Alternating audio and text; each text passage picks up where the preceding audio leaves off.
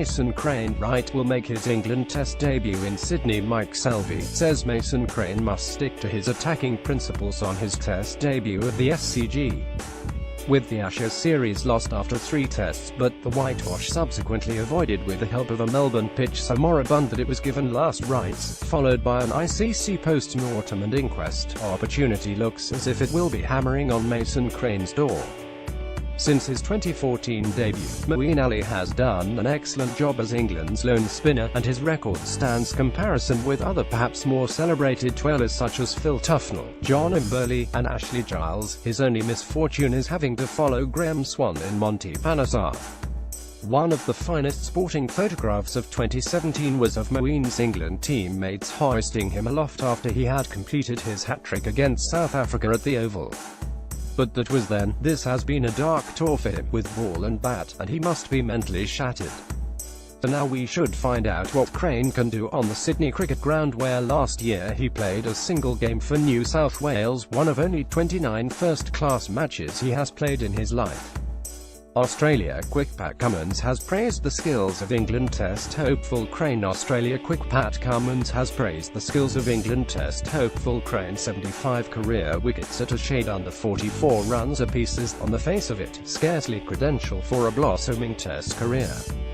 But Crane represents the holy grail for England spinners abroad, a whirring wrist spinner, a purveyor of hard-spun ledges and deceptively disguised googlies, and no doubt all the others enter-and-shoot peripheral paraphernalia that such twirlers like to have in the armory.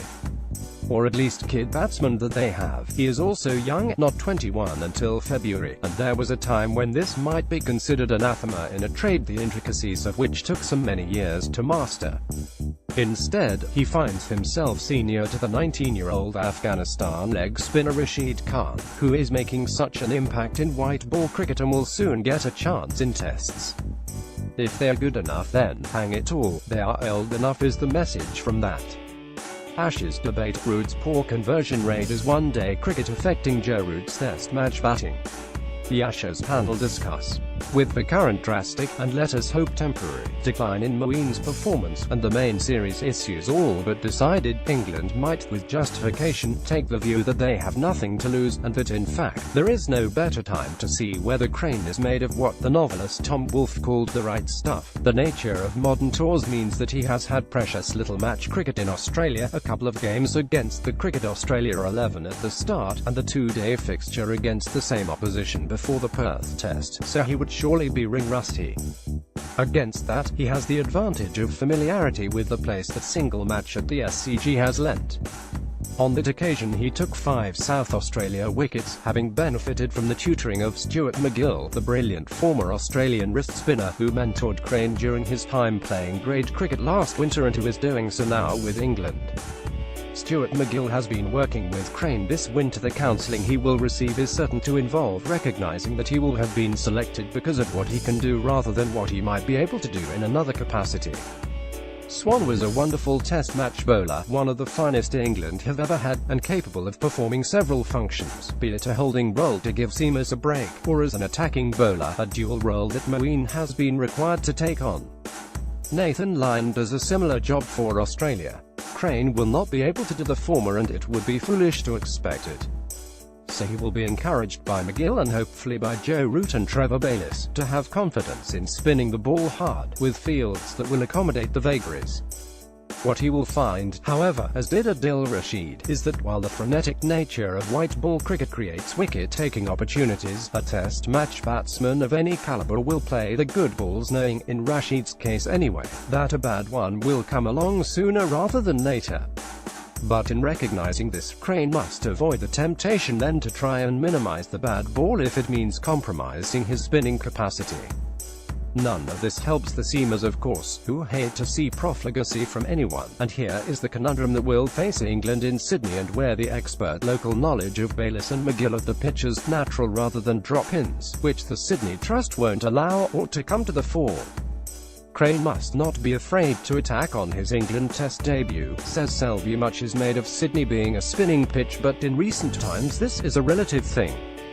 Certainly, while it may offer more to the spinner than some other Australian surfaces, it is not a spinner's paradise in the sense that some subcontinental pitches, or, say, Gaul in Sri Lanka are. In the last 30 years, England and Australia have played 8 Sydney Tests, of which the home side have won 3, and England 2, with 3 drawn.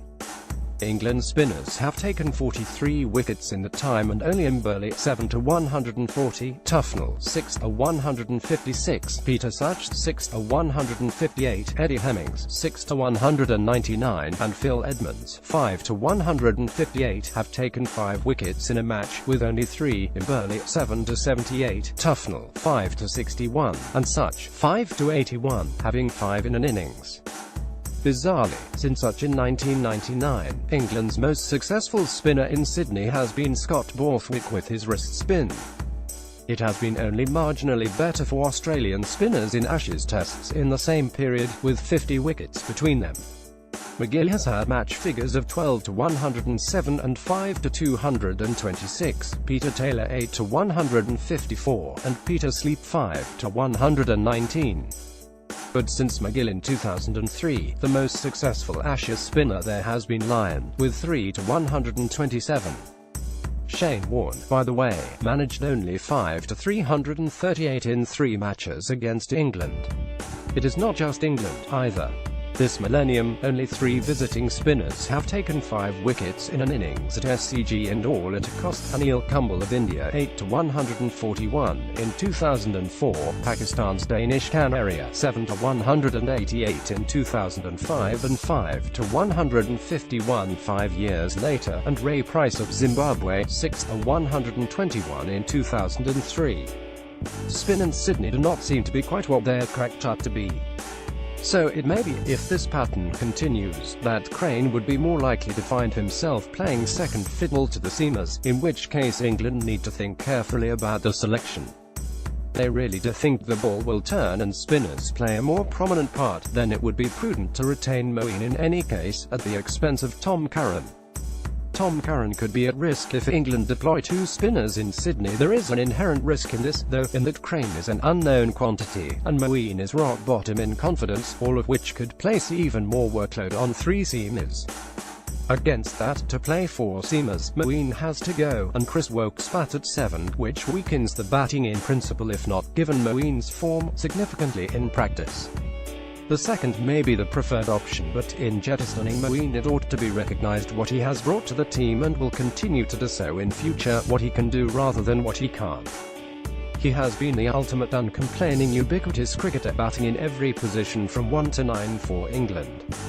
His bowling record stands fair comparison, but so, too, overall is his batting, especially in the late middle order, with his career average of 33.2 by no means stellar, but more than adequate for his role when set aside Andrew Flintoff 31, for example, or Ian Botham 33. Derek Randall had a very similar career in terms of matches and runs, and averaged almost the same, while Mark Ram Prakash and Graham Hick, 2 of the most accomplished first-class batsmen in the game's history, and now batting coaches of England and Australia, averaged 27 and 31 respectively. Moeen might be gone for now, we shall see, but he shouldn't be forgotten. He will be back. Follow the 2017-18 Ashes series across Sky Sports digital platforms. Also see, Haig, Cook has earned Aussie respect. Bob's Ashes verdict. Melbourne Sky Sports Ashes podcast. Ashes 2017-18 homepage.